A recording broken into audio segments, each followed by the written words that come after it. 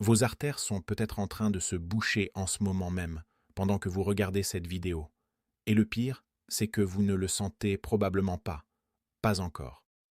Mais votre corps, lui, commence déjà à vous envoyer des signaux. Ses pieds glacés même en plein été. Cette fatigue qui vous écrase dès le réveil. Ces crampes nocturnes qui vous réveillent en sursaut à 3 heures du matin. Ces symptômes que vous attribuez à l'âge ne sont pas une fatalité. Ce sont les premiers cris d'alarme de vos artères qui s'obstruent lentement, silencieusement, dangereusement. Je suis le docteur Antoine Verdemont, médecin spécialiste en médecine vasculaire depuis plus de 32 ans. J'ai consacré ma carrière entière à comprendre et à traiter les problèmes de circulation sanguine chez les personnes de 60 ans et plus. Dans mon cabinet, j'ai vu des centaines, peut-être même des milliers de patients arriver avec ces mêmes symptômes que vous reconnaissez peut-être en vous-même. Des hommes et des femmes qui pensaient que leurs jambes lourdes, leurs vertiges au lever, leurs mains engourdies le matin étaient simplement le prix à payer pour avoir vécu. Ils se trompaient. Et je vais vous expliquer pourquoi dans les minutes qui suivent. Aujourd'hui, je vais partager avec vous une découverte qui a transformé la vie de nombreux patients dans ma pratique. Une approche naturelle, validée par mon expérience clinique, qui aide à nettoyer progressivement les artères encrassées. Mais avant de vous révéler cette méthode, il y a quelque chose d'absolument essentiel que vous devez comprendre sur ce qui se passe réellement à l'intérieur de vos vaisseaux sanguins en ce moment. Il y a environ 8 mois, j'ai reçu dans mon cabinet une patiente qui s'appelait Françoise. 67 ans, une ancienne institutrice à la retraite, grand-mère de 4 petits-enfants qu'elle adorait plus que tout au monde. Françoise est entrée dans mon bureau en s'appuyant lourdement sur le bras de sa fille.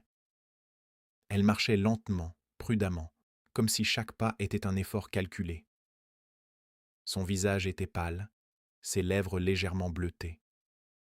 Ce qui m'a tout de suite frappé, c'est son regard. Un mélange de résignation et de peur silencieuse. Quand je lui ai demandé ce qui l'amenait, Françoise a d'abord minimisé. Elle m'a dit qu'elle se sentait simplement un peu fatiguée ces derniers temps, que ses jambes étaient lourdes, que parfois, en montant les escaliers de son petit appartement au 2e étage, elle devait s'arrêter 2 ou 3 fois pour reprendre son souffle. Elle m'a confié, presque en s'excusant, qu'elle n'arrivait plus à jouer avec ses petits-enfants au parc comme avant, qu'elle devait rester assise sur le banc pendant qu'ils couraient autour d'elle. Cette image me serrait le cœur. Je voyais bien que pour Françoise, cette perte d'autonomie était une véritable souffrance morale. En l'examinant, j'ai découvert que ses pieds étaient constamment froids, même dans la chaleur de mon cabinet. Quand je lui ai demandé depuis combien de temps c'était comme ça, elle a réfléchi un instant et m'a répondu « depuis au moins 2 ans, peut-être 3 ». Elle avait simplement pensé que c'était normal à son âge, que tout le monde avait froid aux pieds en vieillissant. Elle portait des chaussettes épaisses même en été, elle évitait de sortir les soirs d'hiver, elle avait même acheté une bouillotte électrique pour ses pieds qu'elle utilisait tous les soirs devant la télévision. Mais ce n'était pas tout. Françoise m'a avoué, presque en chuchotant, qu'elle avait parfois des crampes terribles dans les mollets la nuit. Des crampes si violentes qu'elle se réveillait en criant. Son mari devait se lever avec elle, lui masser les jambes pendant de longues minutes avant que la douleur ne s'apaise. Elle me disait qu'elle avait l'impression que ses jambes étaient prises dans un étau, que ses muscles se tordaient sous sa peau. Ces épisodes se répétaient 3, 4 fois par semaine. Elle ne dormait plus correctement depuis des mois. L'épuisement s'était installé, profond, permanent. J'ai pris ma décision immédiatement. J'ai prescrit à Françoise une échographie Doppler des membres inférieurs. L'examen a révélé ce que je redoutais. Ses artères étaient sérieusement obstruées. Des plaques d'athérome s'étaient accumulées sur les parois de ses vaisseaux sanguins, réduisant considérablement le débit du sang vers ses jambes et ses pieds. Son cœur pompait sans arrêt, mais le sang n'arrivait plus correctement à destination, comme une rivière bloquée par des barrages successifs. Ses tissus, ses muscles, ses cellules manquaient cruellement d'oxygène. Quand j'ai annoncé les résultats à Françoise, elle est restée silencieuse un long moment. Puis elle m'a posé la question que tous mes patients me posent dans cette situation. Est-ce que c'est grave, docteur? Est-ce que je vais perdre mes jambes? Est-ce que je vais finir en fauteuil roulant? Sa voix tremblait. Je voyais bien qu'elle imaginait déjà le pire. Et je comprenais sa peur. Parce que oui, si nous n'agissions pas rapidement, les conséquences pouvaient être dramatiques. Mais avant de vous parler de ce que nous avons fait pour Françoise et des résultats qui ont changé sa vie, je dois vous révéler quelque chose que la plupart des médecins ne prennent pas le temps d'expliquer à leurs patients. Quelque chose d'essentiel qui va vous permettre de comprendre pourquoi vos artères se bouchent et surtout, pourquoi les méthodes habituelles ne suffisent pas toujours à inverser le processus. Vous voyez, pendant des décennies, on nous a répété qu'il fallait simplement manger moins gras, faire un peu d'exercice et tout irait bien. Mais la réalité est infiniment plus complexe. Vos artères ne se bouchent pas juste parce que vous avez mangé trop de beurre ou trop de fromage. L'obstruction artérielle est un processus inflammatoire chronique qui commence bien avant que vous ne ressentiez le moindre symptôme. C'est un incendie silencieux qui couve pendant des années à l'intérieur de vos vaisseaux sanguins. Imaginez vos artères comme des tuyaux parfaitement lisses et élastiques quand vous étiez jeune. Le sang y circulait librement, rapidement, sans aucun obstacle. Mais avec le temps, avec le stress, avec certaines habitudes alimentaires, avec l'inflammation chronique qui s'installe dans votre organisme, ces parois lisses commencent à se dégrader. De minuscules fissures apparaissent. Et votre corps, dans sa sagesse, essaie de réparer ces fissures. Il envoie du cholestérol, du calcium, des cellules immunitaires pour colmater les brèches.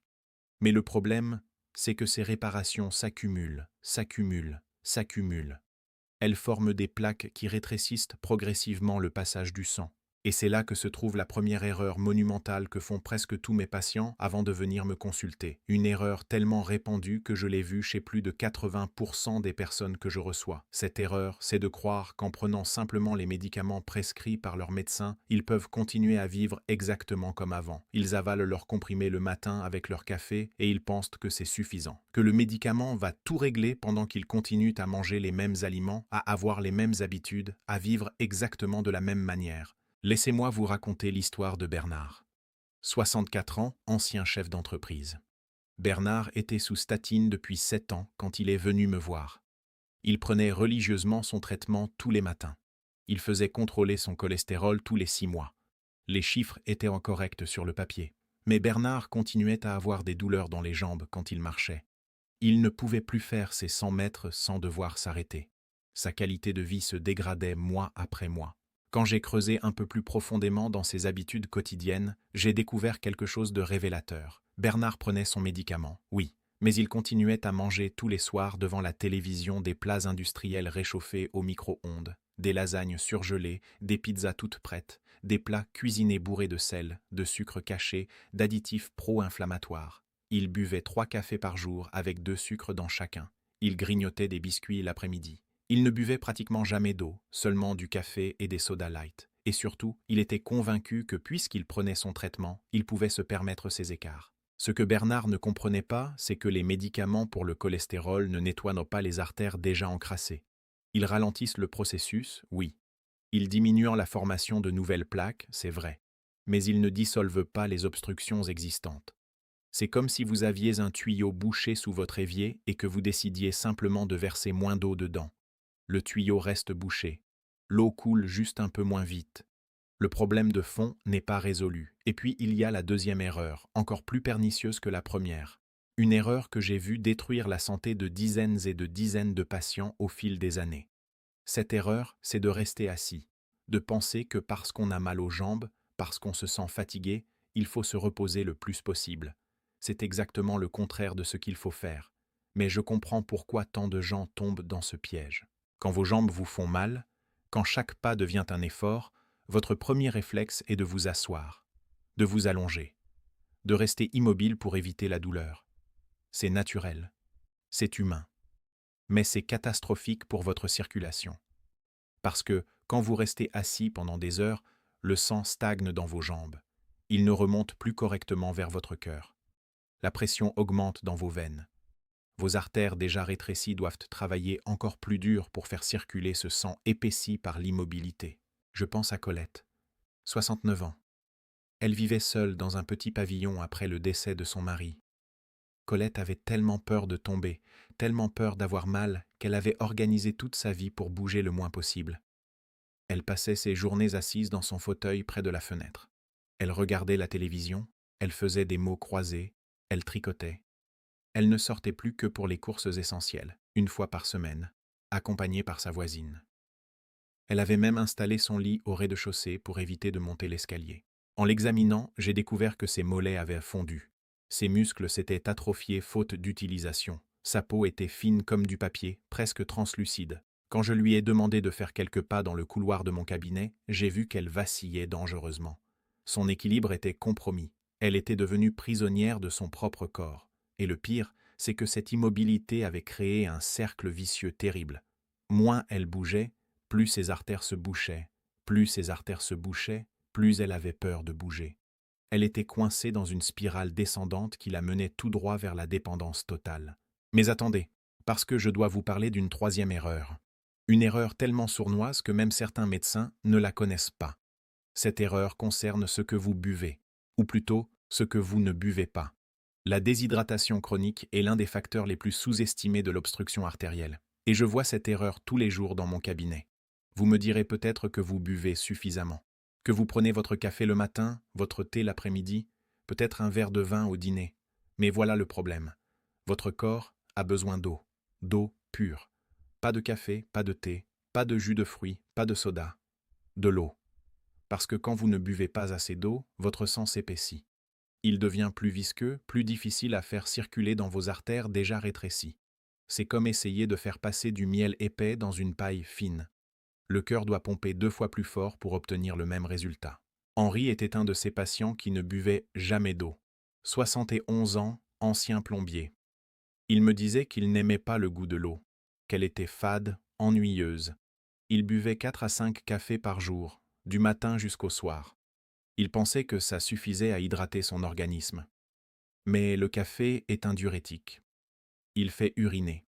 Il chasse l'eau du corps au lieu de l'hydrater. Henri vivait dans un état de déshydratation chronique depuis des années sans même le savoir.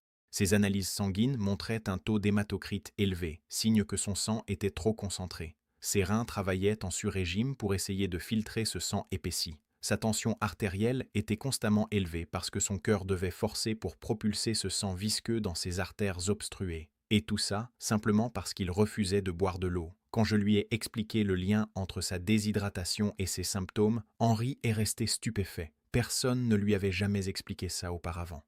Et maintenant, je dois vous parler de quelque chose qui va peut-être vous choquer.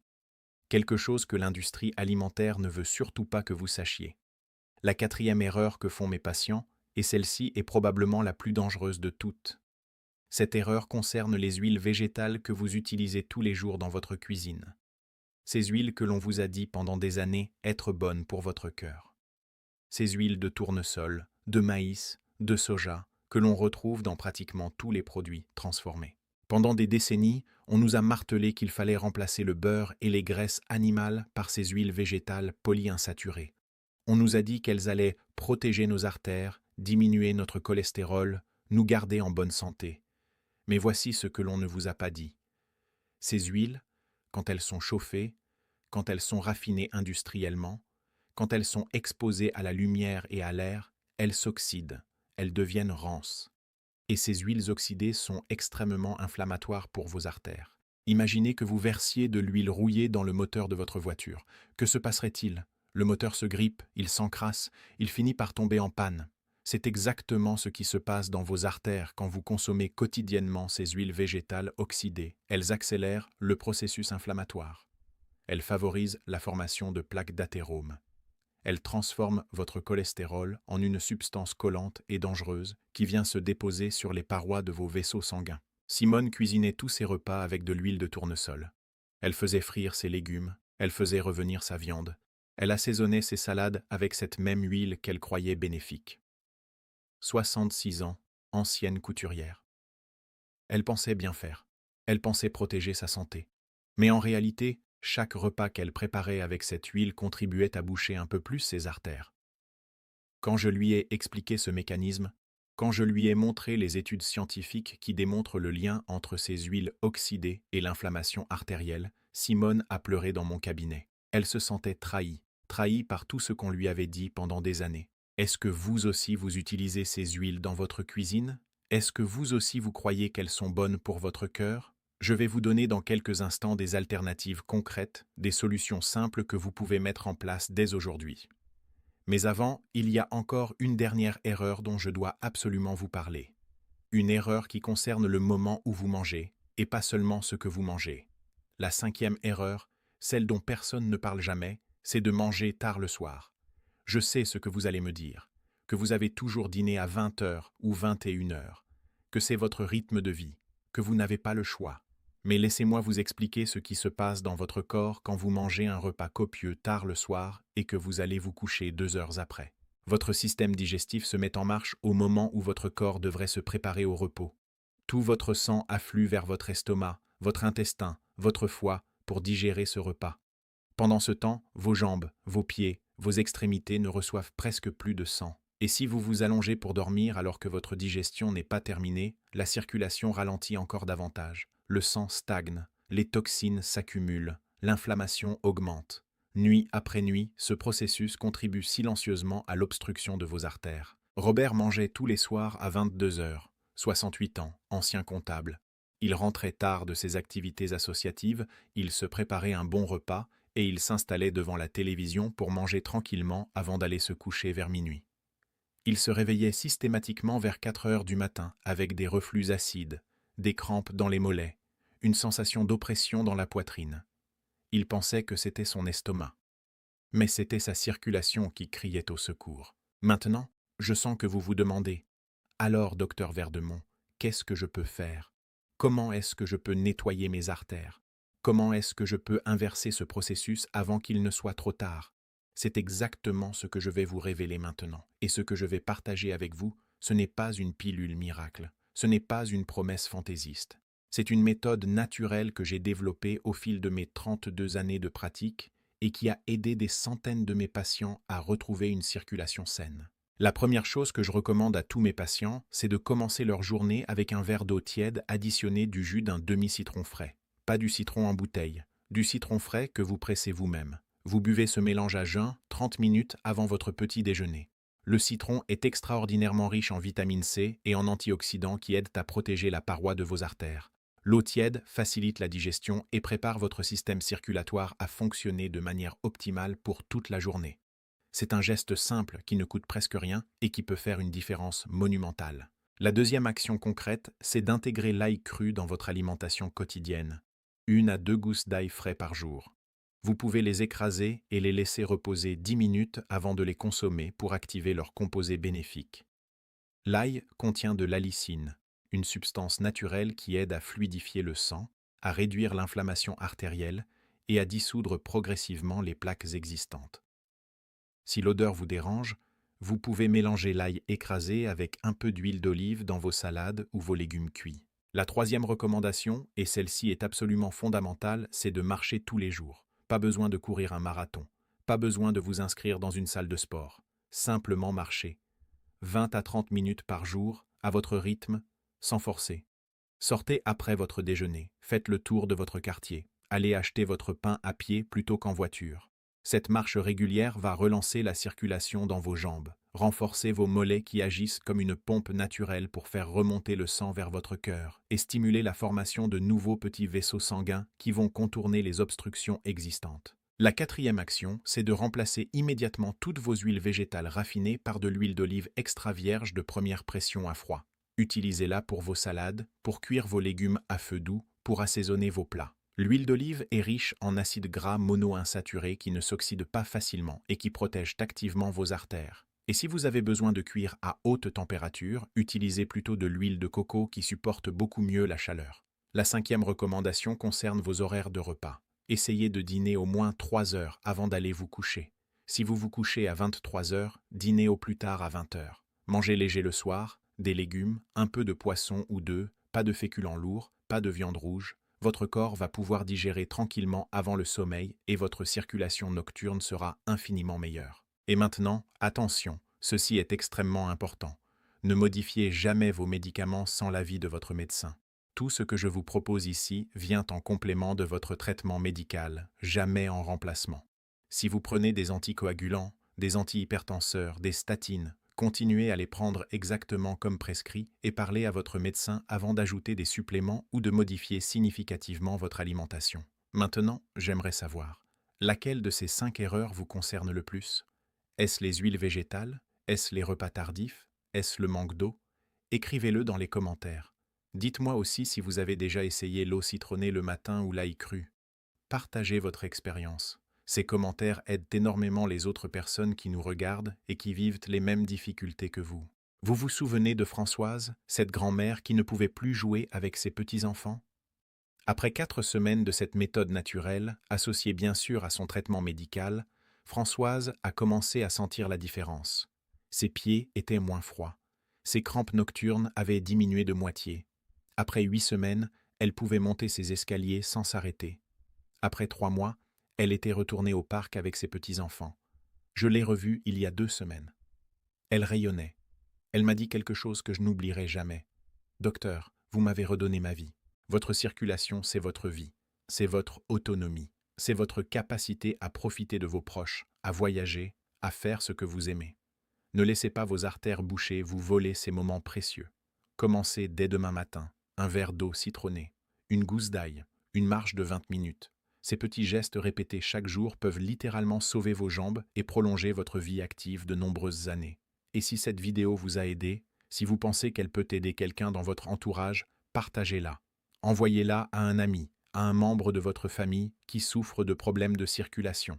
Vous pourriez littéralement changer le cours de sa vie. Je suis le docteur Antoine Verdemont. Prenez soin de votre circulation et elle prendra soin de vous.